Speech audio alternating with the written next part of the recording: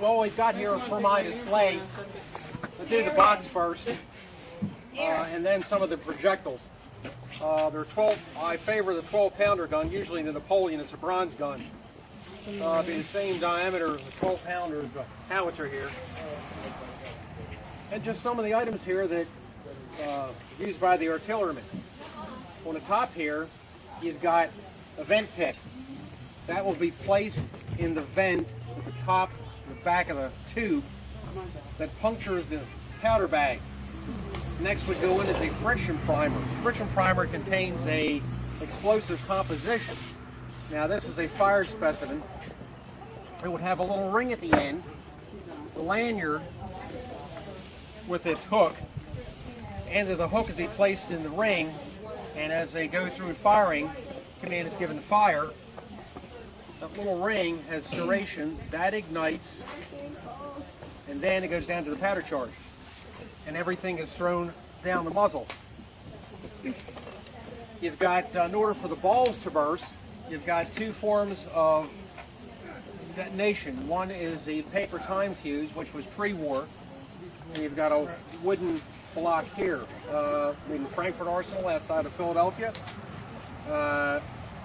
Made pre-war, during the war, 2, 3, 4, 5 seconds, and then went larger seconds per inches. Each fuse is 2 inches long, and then you cut them to the desired burn rate. Each one was quality controlled in the arsenal, so that the fuse was a good chance of exploding downrange at the time that you needed. Civil War, if you saw something, you shot at it. You didn't shoot over the hill, it was useless. Pre-war, done by a Belgian officer, was a Borman time fuse. That would fit on top of the ball with threads. It's made of pewter. The underside here would have a horseshoe trough. That'd be filled with cannon powder or meal powder, fine powder, a wick. The top portion would be put in, pressed down. Now here you'd have powder. A small tin disc would be put over that and soldered. A hole would be here, and there's also a hole, and this is a repro, would have a hole in here and the trough for communication. It's waterproof. Federal fuses start at 3/4 of a second per inch. 3/4, 1 second, 1/4 seconds. That's your burning rate. The Borman fuse, as well as the paper time fuse, began their burning rate as soon as that main charge was fired. Main charge, the fire would be going around the ball, the windage, that would light the fuse, and somewhere down range, it would explode. You've got primarily 4 types of ammunition on a wooden block of sabot. That's where you get the word sabotage, throw the wooden shoe into the works. A solid shot here, about 4.52 inches in diameter. It could be 11.5, 12, a little over 12 pounds. To the sabot, strapped, powder bag attached to it, be string tied. For the solid shot and spherical case, you've got 2.5 pounds of cannon powder. This is a spherical case, it's Confederate. Confederate because it has the particular paper time, the fuse plugs, such as on a display. Plus on this one it has a discolored metal, it's a loader plug. The ball was picked up off the battlefield, it was sent back to the Confederate arsenal. They bored a hole in it, they threaded it. Now the inside here should be either lead or iron balls, could be either in a mixture of tar. This is melted sulfur. That would seat the ball. Once it was cold, I had a device, the funnel was put in, and then the center was bored out. That's the bursting charge.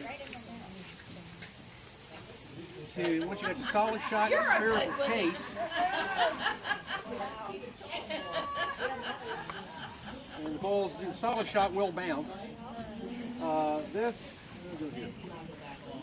This will be spherical case. This is a fragment. And that one you can pass around. So that exploded.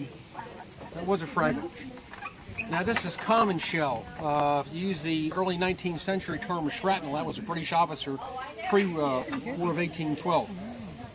This is common shell and with a thicker wall. This will be filled with powder. If you want to play, well, that's right there.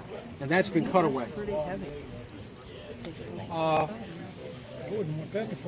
Your ranges, your solid shot, your spherical case, your shell, you're talking 1,100 yards, 1,200 yards, maybe 1,300. Enemy got close enough at 300 yards to 0 yards, then you use canister. This is a 12-pounder canister. It is original. 27 1-inch iron balls. They were packed in sawdust. It fits in the can. A propellant charge of 2 pounds of Canon powder has done that. You've got a can, put a little bit of sawdust in it, and then you put your balls in and pack with sawdust, fingers at the top. You've got a flat iron plate at the top, and that's crimped over.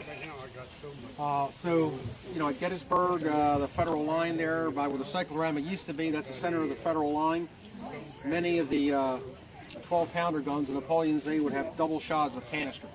And you know, they knock off one powder bag. So that'd be 54 canister balls in one round. And then below here you got 2 federal projectiles. The longer one goes, and you really couldn't intermix the Hotchkiss, which was a 3-inch rifle, the ordnance rifle, and the Parrot. I've got a Hotchkiss home that was put in a Parrot due to the rifling and the twist. Schenkel, 10-pounder Parrot, had the sabot that took the rifling. That was made of paper mache. When the inventor died about 1862, neither his son nor his brother could duplicate the exact mixture of the paper mache sabot. I mean, when it was fired, that sabot just will deteriorate and it falls over friendly heads. This 2 pieces here would be the full length of the projectile. Here you've got a Hotchkiss, and you've got the 4 sections. You've got the zinc or lead sabot here. That would take the rifling. You've got the base or the cup would go into the body here. The body, when you see it come over here, that would be angled. When a propellant charge, which wasn't attached to the rifle projectile, when it was fired, that base or cup was thrust in to the base of here, this nose, pushed out on the sabot, the zinc or the lead, took the rifle and give it a spin its accuracy. Here it would use a paper time fuse while the nose blew off. This is common in Hotchkiss projectiles. Here what Ned uses, gunner's haversack. Gunner's haversack was used by, to take turns, 2 of the artillerymen. They would stay with the limber. The limber in all actuality would probably be, so you've got 3 horses. I'll have the first team, you have 3 teams. That horse's nose probably here, then you've got the 2nd team, the 3rd team, and the limber facing in that direction. They never dismounted, never unharnessed the horses. If you hear that, that's wrong. You have to have the horses there. If the enemy comes too close, something goes wrong. The gun is, the limber is brought up. The gun is, the tube is picked up by the 2 handles, placed on the pintle of that limber, that hook, and it's going away. The 2 gunners will take turns to the limber chest and carry 1 round in the gunner's haversack. They would be at the limber. They would be given a round, is what they needed. 1 round would be taken up. The man would run up to where John is, and the man's back would be to the enemy. He would take a round, and the flap is long and heavy enough it's made to fall over by itself. The number 3 man back then would pick up the round, turn his back, and put it into the muzzle. The number 1 ram at home. To contain the lanyard, friction primers, thumb stall. You've got the tube pouch. We'll carry extra spare friction primers, the lanyard. You could carry the vent pick, the gimlet. The gimlet had a little, like a regular wood gimlet. Sometimes a little copper friction primers would break off in a vent, then you'd have to extract it. That'd be the quickest way. One of the most important items for the implements is a thumb stall. When swabbing, loading, ramming anything, that vent must be covered at all times. No matter what you're doing, you keep the air out of the breech, out of the gun. And you can hear a sucking sound when that rammer is put down there. It'll draw the air in, and if it's any embers remaining from the woolen powder bag, if the vent's not covered, if number one's loading, there goes the rammer in both these arms, which did happen. And that's just some of the workings. That's about all I have now for if you got any questions, or if you want to come over and pick up the projectiles again or something. Those balls, when they're shot out, do they disperse a lot of different directions? It's an erratic pattern. It's just like the last day of school and the school kids. They come out of that, here, we're free, we're going to go out of school. And that's about the way they do. You did have canister with the rifle projectiles. It would give it its spin, but it really wasn't as dispersed. Canister 300 yards, if you go on YouTube, they fire, they've got a reproduction gun, and they fire live canister balls. And they've got, the trees down there. You hit the trees, it'll keep on going. Wow. So whatever lines you're behind there, and it doesn't care if it's high, low, on the side. So, I mean, it does its job. And you've got 3 teams, 6 horses. The horses on the left, on the near side, the horses, the drivers, they would be mounted. And that's all they did was drive. I interpret U.S. artillery officer, first lieutenant of a battery, and all the men that are drivers, they're good with the horses. I need them with the horses. They don't come down and work the gun. This is basically the elite of the artillery. Yeah. So if you are ready or anything, or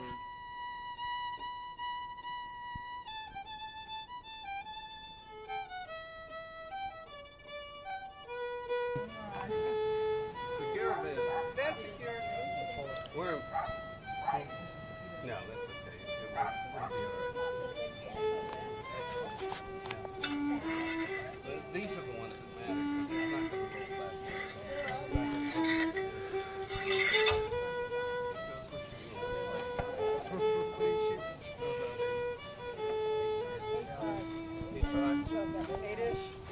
What sponge? What sponge?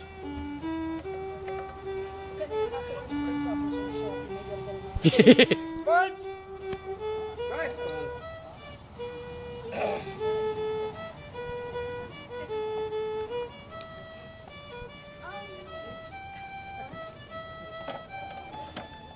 Advance the round. And here she comes, ladies and gentlemen. Isn't she wonderful? Look at these gloves on. yeah.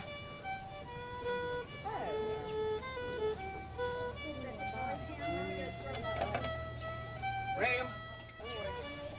Here we go.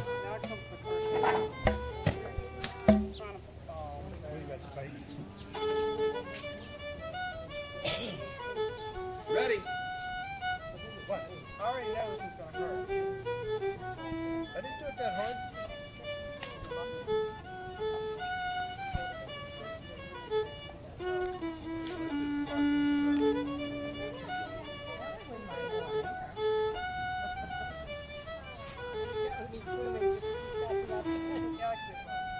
Walk up that way, Jim. He's an old military guy. This is it. Ready. Prepare. Fire.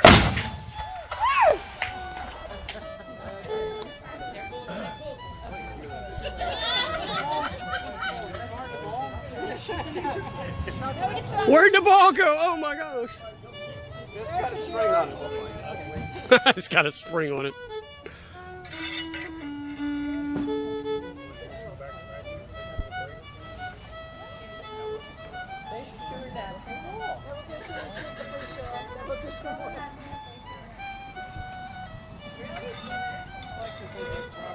I like how you think.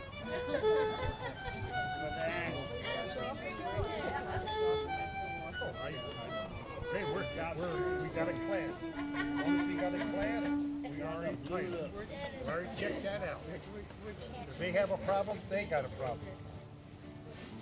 Not me. We checked that out 9 years ago.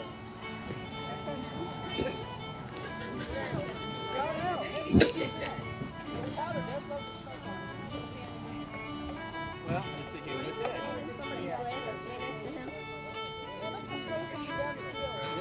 Stand next to you, get a picture. Oh, that's fine. What are you doing? Videoing it? I'm videoing. There you Yeah. go. I can take little tiny pictures. Oh yeah. These cheap bastards. I just got this one. This is nice.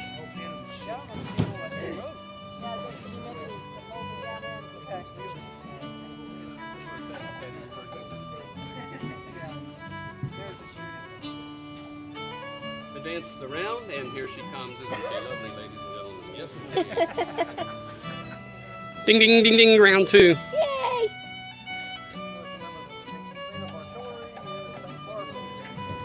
There you go. Ram. Rammy! St. Barbara of the Sea. Oh, yeah. Ready.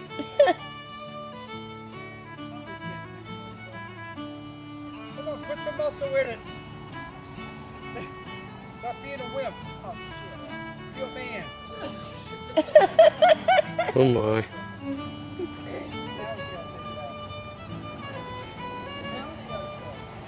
That don't help.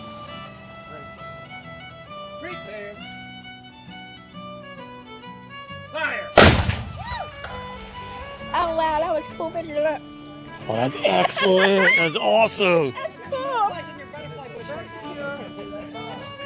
Woo! That did leave quite a trail of smoke on the ground too. Smoke, That's why John, he hosed this part of the yard down. Right. That's why he was doing it. That's cool. That is cool. Good thing I went down. Hey John, I think you dropped something. What fun? You're getting on a roll now. Huh? You're getting on a roll now. Dennis. No, I'm the one who's very close to cuss you out and everything because I'm trying to take it. I'm like, and he's just a dumb actor. And I'm going, John! Cameras ready! Fire in the hole! Action! Ready. Prepare! Fire! Ooh, gotta go in here. Uh-oh. Kid, don't advance. Prepare.